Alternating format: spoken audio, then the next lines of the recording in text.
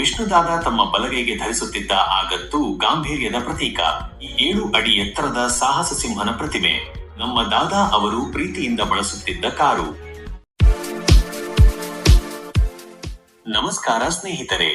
ಕನ್ನಡ ಚಿತ್ರರಂಗ ಕಂಡಂತಹ ಅಪ್ರತಿಮ ನಟ, ಕೋಟ್ಯಾಂತರ ಅಭಿಮಾನಿಗಳ ಹೃದಯ ಸಾಮ್ರಾಟ್, ಸಾಹಸ ಸಿಂಹ ಡಾಕ್ಟರ್ ವಿಷ್ಣುವರ್ಧನ್ ಅವರ ಪುಣ್ಯಭೂಮಿಗೆ ನಿಮಗೆಲ್ಲ ಸ್ವಾಗತ.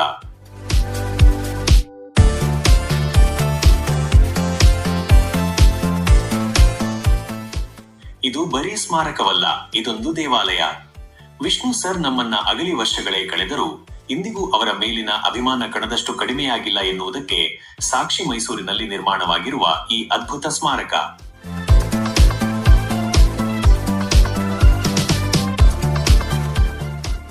ಇದು ಇರುವುದು ಸಾಂಸ್ಕೃತಿಕ ನಗರಿ ಮೈಸೂರಿನಲ್ಲಿ. ಮೈಸೂರಿನ HD ಕೋಟೆ ರಸ್ತೆಯಲ್ಲಿರುವ ಉದ್ಬೂರು ಗೇಟ್ ಬಳಿಯ ಹಾಲಾಳು ಗ್ರಾಮದಲ್ಲಿ ಈ ಸ್ಮಾರಕ ನಿರ್ಮಾಣವಾಗಿದೆ.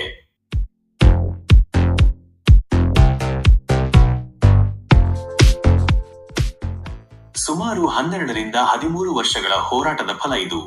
ಮೊದಲು ಬೆಂಗಳೂರಿನಲ್ಲಿ ಆಗಬೇಕಿದ್ದ ಸ್ಮಾರಕ ಕೊನೆಗೆ ವಿಷ್ಣು ಅವರಿಗೆ ಇಷ್ಟವಾದ ಮೈಸೂರಿನ ಮಣ್ಣಿನಲ್ಲಿಯೇ ನಿರ್ಮಾಣವಾಯಿತು ಅನ್ನೋದು ವಿಶೇಷ.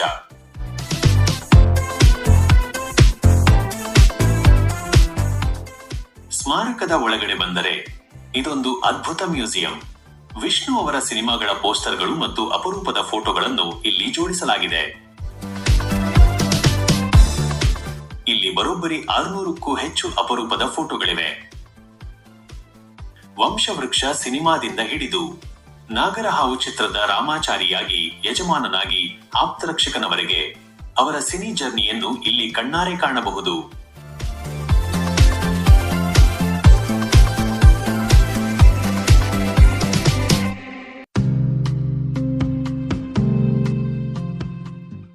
ನಾವು ನೀವು ಎಲ್ಲಿಯೂ ನೋಡಿರದ ವಿಷ್ಣು ಸರ್ ಅವರ ಬಾಲ್ಯದ ಫೋಟೋಗಳು, ಕುಟುಂಬದ ಜೊತೆಗಿನ ಕ್ಷಣಗಳು, ಡಾಕ್ಟರ್ ರಾಜ್ಕುಮಾರ್ ಮತ್ತು ಅಂಬರೀಶ್ ಅವರ ಜೊತೆಗಿನ ಒಡನಾಟದ ಫೋಟೋಗಳು ಇಲ್ಲಿವೆ.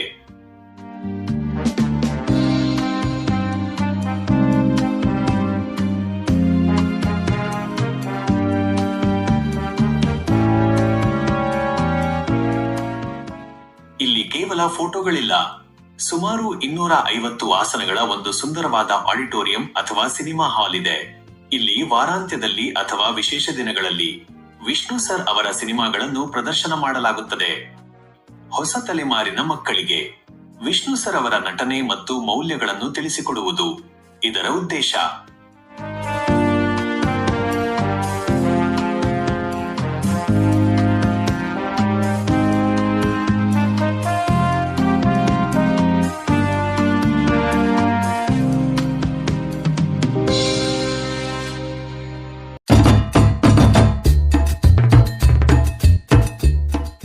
ಸಾಹಸ ಸಿಂಹ ಡಾಕ್ಟರ್ ವಿಷ್ಣುವರ್ಧನ್ ಅವರ ಮುಡಿಗೇರಿದ ಪ್ರಮುಖ ಪ್ರಶಸ್ತಿಗಳ ಸಂಕ್ಷಿಪ್ತ ವಿವರ ಇಲ್ಲಿದೆ. ಮೊದಲಿಗೆ 7 ಬಾರಿ ಕರ್ನಾಟಕ ರಾಜ್ಯ ಅತ್ಯುತ್ತಮ ನಟ ಪ್ರಶಸ್ತಿಗಳು.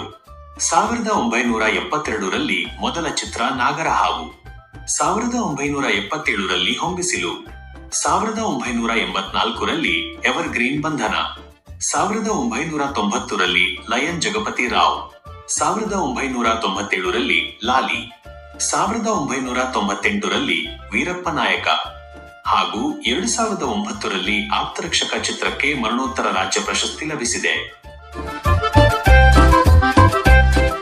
ದಾದಾ ಅವರು ದಕ್ಷಿಣ ಭಾರತದ ಫಿಲ್ಮ್ಫೇರ್ ಪ್ರಶಸ್ತಿಯನ್ನು 6 ಬಾರಿ ಗೆದ್ದಿದ್ದಾರೆ.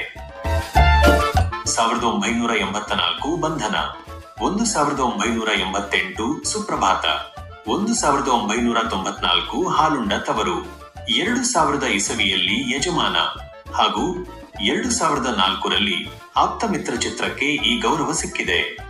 ಇನ್ನುಳಿದ ಅತ್ಯುನ್ನತ ಪ್ರಶಸ್ತಿಗಳು: 1990ರಲ್ಲಿ ರಾಜ್ಯೋತ್ಸವ ಪ್ರಶಸ್ತಿ, 2005ರಲ್ಲಿ ಬೆಂಗಳೂರು ವಿಶ್ವವಿದ್ಯಾಲಯದಿಂದ ಗೌರವ ಡಾಕ್ಟರೇಟ್ ಪ್ರಶಸ್ತಿ, 2008ರಲ್ಲಿ ಜೀವಮಾನ ಸಾಧನೆಗಾಗಿ ಡಾಕ್ಟರ್ ರಾಜ್ಕುಮಾರ್ ಪ್ರಶಸ್ತಿ ಹಾಗೂ ಇತ್ತೀಚೆಗೆ ಕರ್ನಾಟಕ ಸರ್ಕಾರ ಘೋಷಿಸಿದ ರಾಜ್ಯದ ಅತ್ಯುನ್ನತ ನಾಗರಿಕ ಗೌರವ ಕರ್ನಾಟಕ ರತ್ನ ಪ್ರಶಸ್ತಿಗಳು.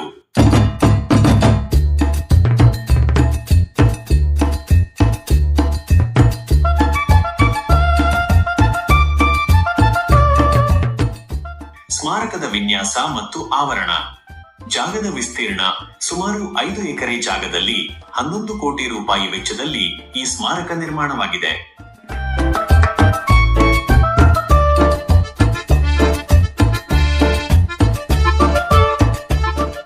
ನೀವು ಡ್ರೋನ್ ವ್ಯೂನಲ್ಲಿ ಅಥವಾ ಮೇಲಿಂದ ನೋಡಿದರೆ ಈ ಕಟ್ಟಡದ ವಿನ್ಯಾಸ ಕಡಗದ ಆಕಾರದಲ್ಲಿದೆ. ವಿಷ್ಣು ಸರ್ ಯಾವಾಗಲೂ ತಮ್ಮ ಕೈಯಲ್ಲಿ ಕಡಗ ಧರಿಸುತ್ತಿದ್ದರು. ಅದೇ ಶೈಲಿಯಲ್ಲಿ ಈ ಕಟ್ಟಡ ನಿರ್ಮಿಸಿರುವುದು ಅಭಿಮಾನಿಗಳಿಗೆ ರೋಮಾಂಚನ ನೀಡುತ್ತದೆ.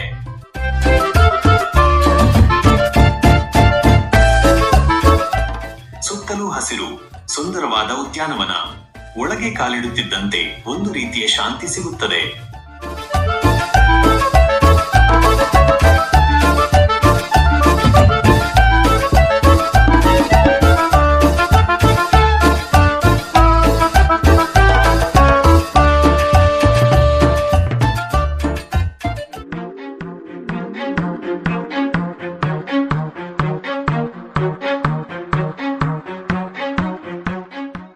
ಒಬ್ಬ ಮನುಷ್ಯನ ವ್ಯಕ್ತಿತ್ವ ಅವನು ಧರಿಸುವ ಚಿಕ್ಕ ವಸ್ತುವಿನಲ್ಲೂ ಎದ್ದು ಕಾಣುತ್ತೆ ಅನ್ನೋದಕ್ಕೆ ನಮ್ಮ ವಿಷ್ಣುದಾದ ಅವರೇ ಸಾಕ್ಷಿ.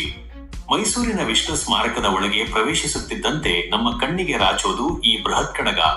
ಸುಮಾರು 3 ಮೀಟರ್ ಎತ್ತರವಿರುವ ಈ ಲೋಹದ ಕಡಗ ಬರೀ ಒಂದು ಶಿಲ್ಪವಲ್ಲ, ಇದು ವಿಷ್ಣುದಾದ ತಮ್ಮ ಬಲಗೈಗೆ ಧರಿಸುತ್ತಿದ್ದ ಆ ಗತ್ತು ಗಾಂಭೀರ್ಯದ ಪ್ರತೀಕ.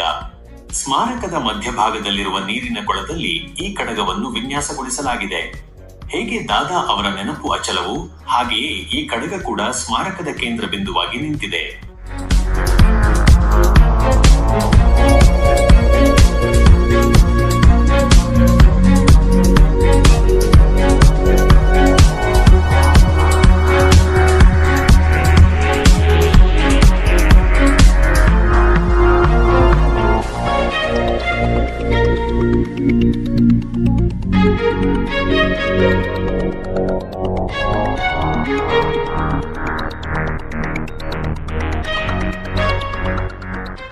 ಇದು ಬರೀ ಕಲ್ಲಲ್ಲ, ಕನ್ನಡಿಗರ ಪಾಲಿನ ದೈವ ಸ್ವರೂಪ.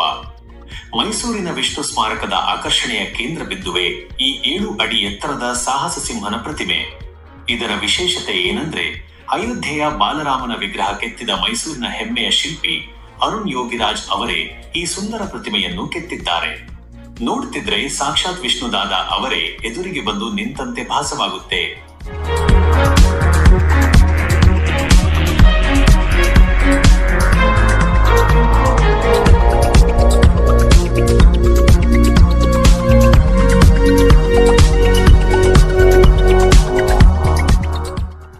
ಕೋಟಿ ಕನ್ನಡಿಗರ ಹೃದಯದಲ್ಲಿ ಇಂದಿಗೂ ರಾಜನಾಗಿ ಮೆರೆಯುತ್ತಿರುವ ಸಾಹಸ ಸಿಂಹ ಡಾಕ್ಟರ್ ವಿಷ್ಣುವರ್ಧನ್ ಅವರು ದೈಹಿಕವಾಗಿ ನಮ್ಮೊಂದಿಗೆ ಇಲ್ಲದಿರಬಹುದು, ಆದರೆ ಅವರ ನೆನಪುಗಳು ಸದಾ ಅಮರ. ಈಗ ಆ ನೆನಪುಗಳಿಗೆ ಮತ್ತೊಂದು ಸೇರ್ಪಡೆ, ನಮ್ಮ ದಾದಾ ಅವರು ಪ್ರೀತಿಯಿಂದ ಬಳಸುತ್ತಿದ್ದ ಕಾರು. ಹೌದು, ಮೈಸೂರಿನ ವಿಷ್ಣು ಸ್ಮಾರಕದಲ್ಲಿ ಸಾಹಸ ಸಿಂಹನ ಕಾರನ್ನು ಅಭಿಮಾನಿಗಳ ದರ್ಶನಕ್ಕೆ ಇಡಲಾಗಿದೆ. ಇದು ಬರೀ ಕಾರಲ್ಲ, ಅಭಿಮಾನಿಗಳ ಪಾಲಿಗೆ ಇದೊಂದು ಭಾವನಾತ್ಮಕ ರಥ. ನೀವು ಮೈಸೂರಿಗೆ ಬಂದ್ರೆ ದಾದಾ ಅವರ ಸ್ಮಾರಕಕ್ಕೆ ಭೇಟಿ ನೀಡಿ ಅವರ ಈ ನೆನಪನ್ನು ಕಣ್ತುಂಬಿಕೊಳ್ಳಿ.